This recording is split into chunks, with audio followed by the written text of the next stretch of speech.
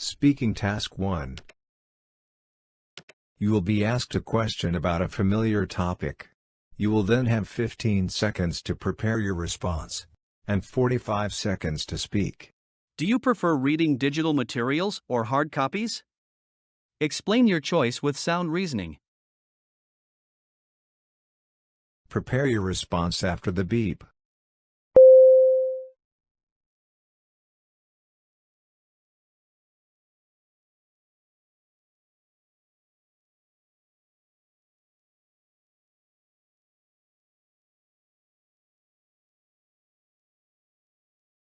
Start speaking after the beep. I prefer reading hard copies of books more than digital materials, and there are a few reasons why. Firstly, I enjoy the tactile experience of holding a book. Feeling the weight, flipping the pages, and even the smell of the paper all contribute to this physical connection that I cannot get from digital reading. Secondly, I find that I concentrate better when reading a hard copy. Digital devices can lead to distractions, like the urge to check emails or social media. But with a hard copy, you can immerse yourself in the book without interruption. Lastly, hard copies are much easier on the eyes. Staring at a screen for a long time can cause eye strain, but with a book, this doesn't happen. So for all these reasons, I still prefer hard copies to digital materials. Speaking Task 2. You will read a short paragraph and then listen to a conversation between two people. You will have 50 seconds to read the paragraph. After, you will get a question about what you read and heard. You will have 30 seconds to prepare your response and then 60 seconds to give it.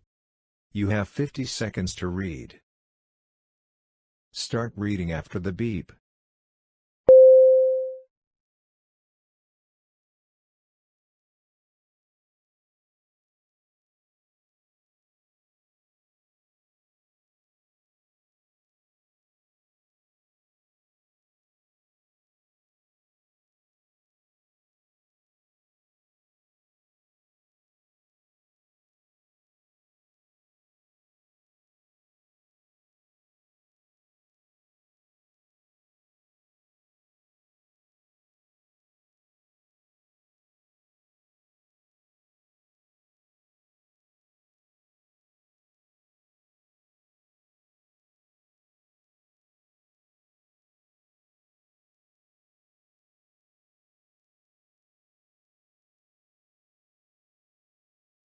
Now listen to the conversation between two people.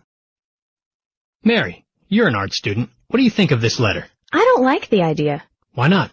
Well, first of all, his first point about a lot of people passing through the student center, that's true, but it's always really crowded with people coming and going. It's not good for showing artwork. Imagine you're standing there, trying to look at a painting. There's going to be like 1 million people walking through. People walking in front of you, blocking your view, distracting you. Yeah, I hadn't thought of that. You won't be able to appreciate the artwork, or get a good look at anything with so much going on, with so many people moving around. Yeah, I see what you mean. Plus, he's wrong about the windows.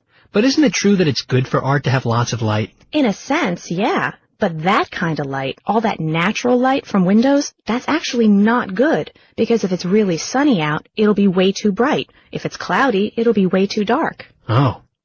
What you want is controlled light, consistent light, the kind you get from electric light bulbs. Think about in an art museum. In an art museum, you've got electric lighting, and the light is always carefully controlled, always at the same level. Briefly summarize the proposal in the student's letter. Then state the woman's opinion about the proposal and explain the reason she gives for holding that opinion. Prepare your response after the beep.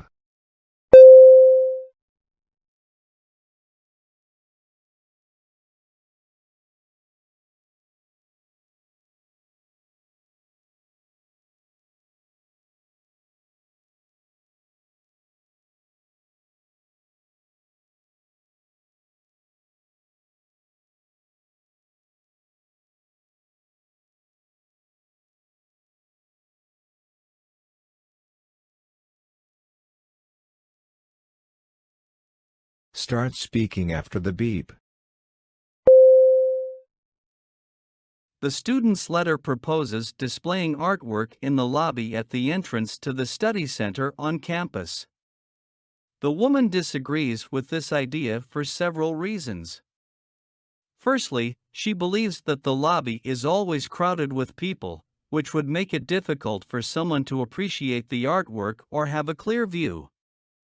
Secondly, she argues that the natural light from the glass windows is not suitable for displaying artwork because it can be too bright on sunny days and too dark on cloudy days. Instead, she suggests using electric light bulbs to provide consistent and controlled lighting, similar to what is found in an art museum. Overall, the woman believes that the proposed location is not ideal for displaying artwork due to the constant traffic and unpredictable lighting conditions.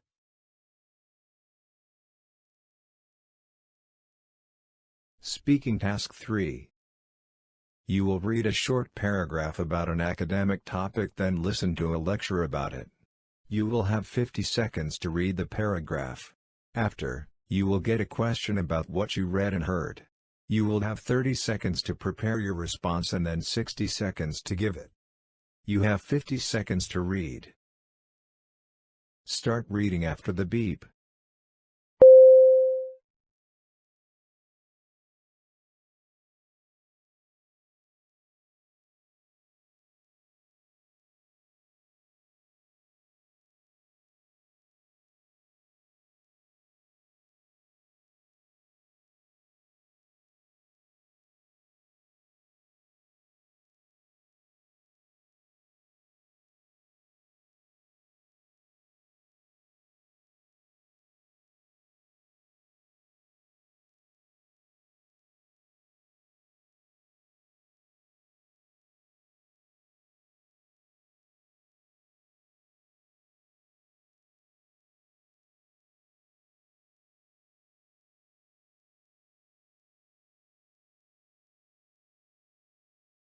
Now listen to the lecture.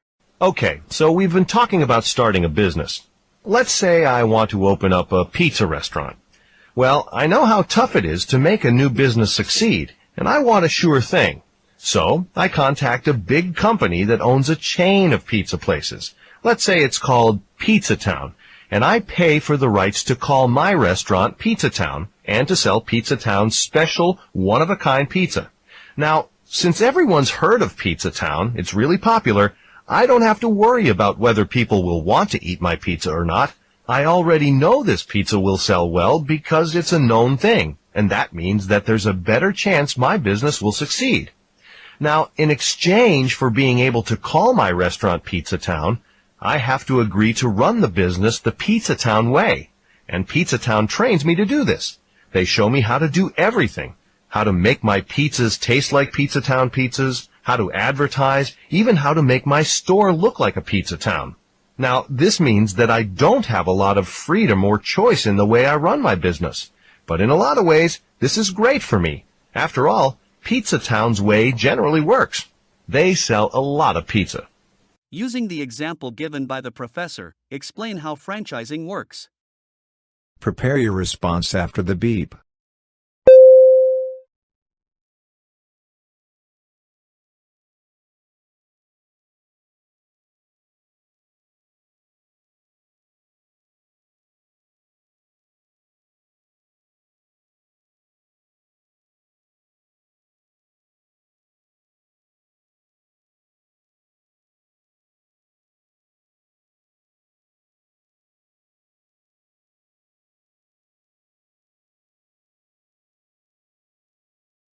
Start speaking after the beep. Franchising is when someone wants to open a store or restaurant and pays a big company for the right to use the company's name and sell its products. It's like opening a pizza restaurant and calling it Pizza Town. By using an established company's name and products, the new business reduces the risk of failing because people already know about it and want to buy its products. In exchange, the new business has to follow all the company's standard practices.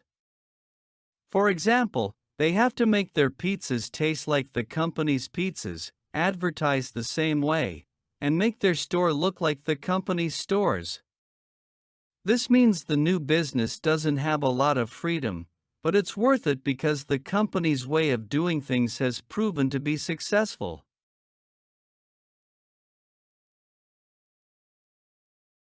You will listen to a lecture about an academic topic.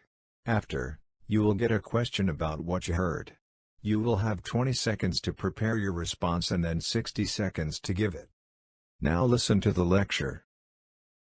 Authors of fiction, short stories and novels, of course have many decisions to make when they are writing their works. One of those decisions is how they are going to narrate or tell the story, what perspective or what point of view the story will be told from. So authors need to choose a type of narrator, some person or voice to tell the story, and this narrator can affect the reader's experience when they read a story. Now, the author might choose to have an objective narrator. An objective narrator can describe what people, the characters in a story, what they do and what they say, but that's about all. So, suppose we have a story, for example, that is about a man and woman about to take a trip.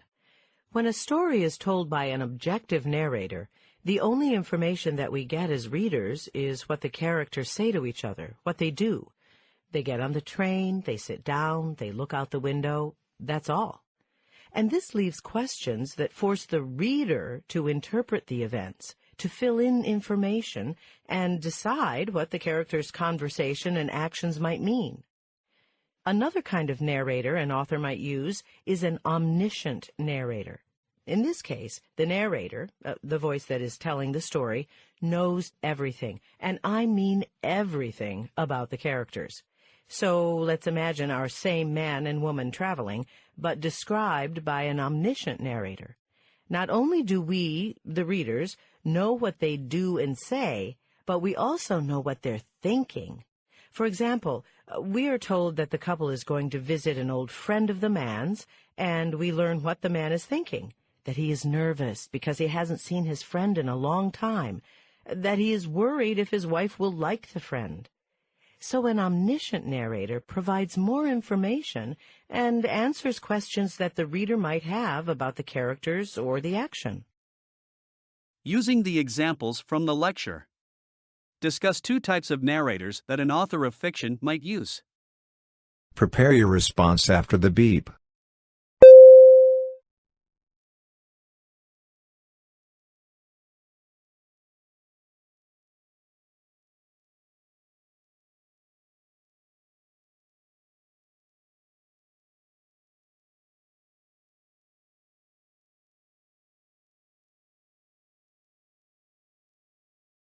Start speaking after the beep. In the lecture, the professor talks about two types of narrators that authors of fiction might use. The first type is an objective narrator. This narrator only tells us what the characters say and do in the story. For example, if the story is about a trip, the narrator will just describe the characters getting on the train, sitting down, and looking out the window. The reader has to interpret the events and figure out what the characters' actions mean. The second type is an omniscient narrator. This narrator knows everything about the characters, including their thoughts and feelings. In the same trip story, the omniscient narrator might tell us that the man is nervous because he hasn't seen his friend in a long time and worried if his wife will like the friend. This narrator gives the reader more information and answers questions about the characters and their actions. So, authors have to make a decision about which type of narrator to use, and it can affect how the reader experiences the story.